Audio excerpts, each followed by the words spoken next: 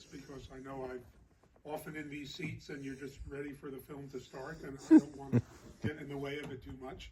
But I did have a couple of things to say. First of all, thanks to the archive for hosting me. I mean, this really is, for me, this is the epicenter of film in Los Angeles. I know there's a big building further down the road, but this is it for me. They do wonderful programming. I've been a fan for decades and an attendee for decades.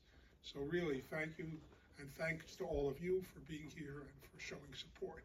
It's really a wonderful thing. Why is this film here tonight? Is the question I want to answer. Obviously, the book is on MGM. MGM had a lot of films. This is not one of Garbo's films.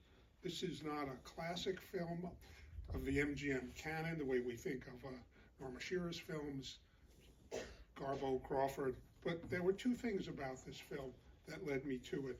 Number one, I'm a fan of Jean Harlow. And I first discovered Harlow in depth here at the Billy Wilder Theater, a show many years ago of Harlow's work. And I was struck by how strong an actor she was.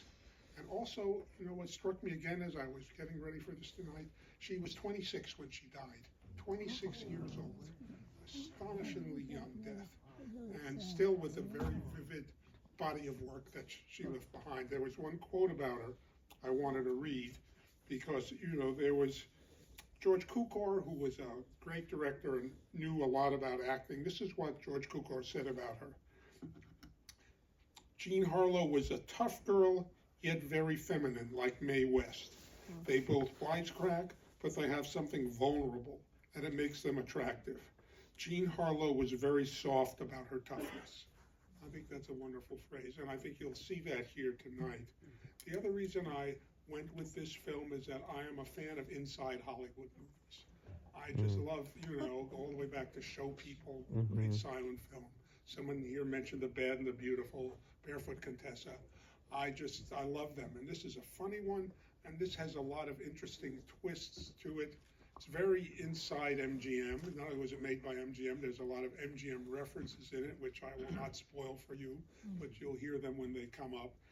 It's just a very funny film. It's based, Harlow, the character Harlow plays, is based partly on herself and partly on Clara Bow. And Harlow had worked with Clara Bow, so she knew her, and obviously she knew her own story, so there's that there.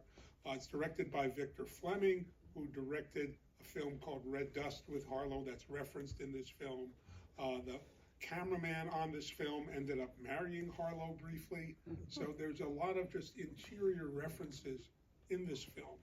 I just like inside Hollywood stuff. When this film came out, I read the trade reviews, and the trade reviewers couldn't believe how inside it was. They said, no one in America is going to understand this film. It's great for us here in Hollywood, but in the Midwest, they're not going to know what's going on. So audiences have wised up since. I don't think anyone here will have any trouble getting the inside references, but it's a real treat, I think, to see this film in 35 millimeter. Again, thank you to the archive for getting a print, and I'm looking forward to it. I'm glad to see people here.